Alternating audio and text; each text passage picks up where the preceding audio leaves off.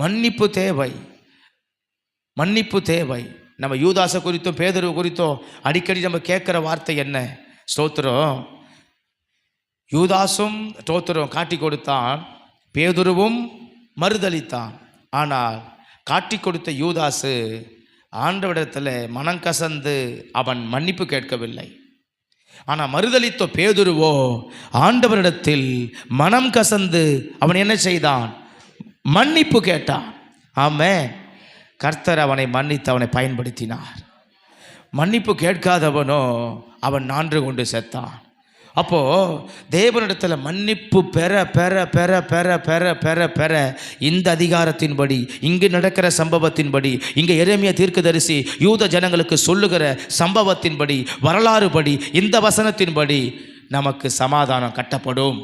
அல்லேலூயா, அல்லேலூயா. அப்போது இது மனுஷனிடத்தில் பெறுகிற மன்னிப்பு அல்ல, இது முழுக்க முழுக்க முழுக்க நாம தேவனிடத்தில் பெறுகிறதான மன்னிப்பு. ஆமென், ஆமென், அல்லேலூயா, ஸ்தோத்திரம். ஆகவே தான் குடும்ப ஜபத்தில் ஸ்தோத்திரம் ஒரு குறிப்பு, 7 வித குறிப்பில் ஸ்தோத்திரம் எங்களை மன்னியும் என்று சொல்லி நாம் கேட்கிற ஒரு குறிப்பு.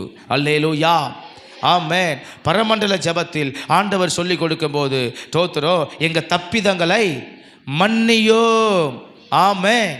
அப்போ நம்ம தனி ஜபத்தில், குடும்ப ஜபங்களில் நம்ம பண்ணும்போது ஸ்தோத்திரம் ஆண்டவர் எப்படி பரமண்டல ஜபத்தில் சொன்னாரோ, குடும்ப ஜப அமைப்பில் எப்படி ஸ்தோத்திரம் 7 குறிப்பில் ஒரு குறிப்பு மன்னிப்புக்கு வேண்டி கேட்க வேண்டிய ஜப குறிப்பு இருக்கிறதோ அதை நாம் தவறாமல் செய்ய வேண்டும். ஆமென்.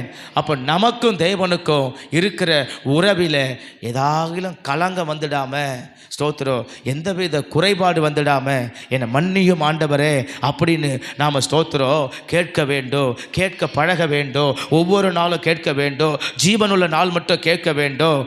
அப்படி கேட்கும்போது இங்கு நடக்கிற சம்பவத்தின்படி கர்த்தர் நம்முடைய சமாதானத்தை கட்டுவார், நம்ம சமாதானத்தை கட்டுவார், நம்ம சமாதானத்தை கட்டுவார், நம்ம சமாதானத்தை கட்டுவார். நம்ம சமாதானம் என்னை மன்னியும் ஆண்டவரே என்று நாம் கேட்பதினாலே, நம்ம பாவம் செய்துட்டு கேட்பதினால் அல்ல, நம்ம பாவம் செய்யாவிட்டாலுமே கூட ஸ்தோத்திரம் நாம் பாவத்தில் ஸ்தோத்திரம் தவறிவிடாது இருப்பதற்காகவும், அதே நேரத்தில் தேவனை நாம் ஸ்தோத்திரம் சரியாய் நாம் கனப்படுத்துவதற்காக என்னை மன்னியும் ஆண்டவரே அப்படி என்று நாம் ஸ்தோத்திரம் கேட்பதற்காகவும் நாம் ஸ்தோத்திரம் மன்னியும் என்று சொல்லும்போது அவருடைய சமாதானத்தால் நம்மை கட்டுவார், அவருடைய சமாதானத்தால் கட்டுவார், அவருடைய சமாதானத்தால் நம்மை கட்டுவார், அவருடைய